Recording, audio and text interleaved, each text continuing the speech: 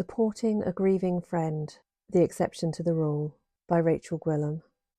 I recently sent a card of support to a friend who is accompanying a relative as she is dying. In it, I wrote a sentiment that I have frequently asserted should never be communicated to the grieving.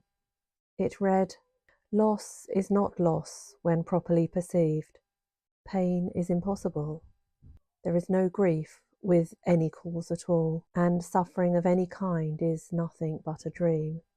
This is the truth, at first to be but said, and then repeated many times, and next to be accepted as but partly true, with many reservations, then to be considered seriously more and more, and finally accepted as the truth. I can elect to change all thoughts that hurt, and I would go beyond these words today, and past all reservations, and arrive at full acceptance of the truth in them." A Course in Miracles. In almost every case, this message would add insult to the suffering already being endured. So I want to explore why, in this instance, sharing this quote from A Course in Miracles was comforting. There are three key features of this communication.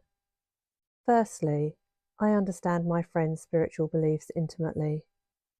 I am not just aware that he's a student of A Course in Miracles, but I know him to be single-minded and committed to embodying the truth of this mystical teaching in his life. I've heard him talk about how he came to these teachings in a state of profound grief many years ago, and they were the map out of his despair, and continue to be his navigation tool. I wouldn't send a message as stark as this to everyone I know to be a student of this spiritual practice. The teaching itself indicates that we come gradually and with resistance to an understanding of its truth, which means that it's only appropriate to share with someone who has already experienced the truth of it. For someone who's just curious about A Course in Miracles, this statement at a time of extremity might be an affront. Secondly, I share his beliefs. I too am committed to unearthing the dimension where pain is impossible in my life. This means that I have a deep understanding of what is being asked of us in this lesson. It's not an instruction to my friend to stop suffering because pain does not exist. It's an invitation and encouragement to find out in what ways loss is not loss, all the while loss is pressing in on him from a shared perspective that out of loss arises the possibility of understanding the intangible something that is beyond. I wouldn't assert the theological beliefs about suffering to a Muslim friend by contrast, because although I could look up what Islam teaches about grief, I don't have an inner understanding of the principles, and it's not been a shared feature of our friendship. Thirdly, I treat this message as if it's intended for me. This is, in part, consequential to the fact that A Course in Miracles is a non-dual teaching, i.e., we are all one, and there is no other. But it's also a conscious decision. This week I've been grappling with fear as I navigate the loss of my financial security after leaving my marriage and struggling to earn enough to provide for everything my children need, while continuing to take care of them attentively and meet my own needs for respite. The combined effect of needing to replace a broken computer and a broken car in the same month has made me feel very wobbly. So, to lesson 284 from A Course in Miracles, where this quote comes from, I go, "And suffering of any kind is nothing but a dream." I let those words create a little bit of distance between the fear and me. There's resistance and incomprehension, and a glimmer of serenity. It's here that I meet my friend, as he too reaches for that glimmer of serenity in the midst of turmoil and pain.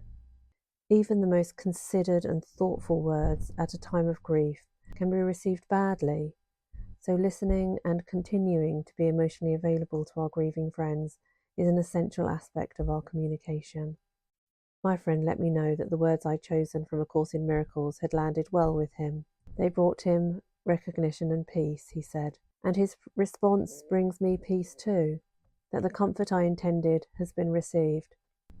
Had he said something like, "This teaching isn't sitting with me right now," or "My relative's dying is making me question the teachings in A Course in Miracles," it would be appropriate for me to acknowledge that this too is a loss, This was my experience when the house that I had believed fulfilled my purpose in life was taken from me in a storm of solicitors' letters.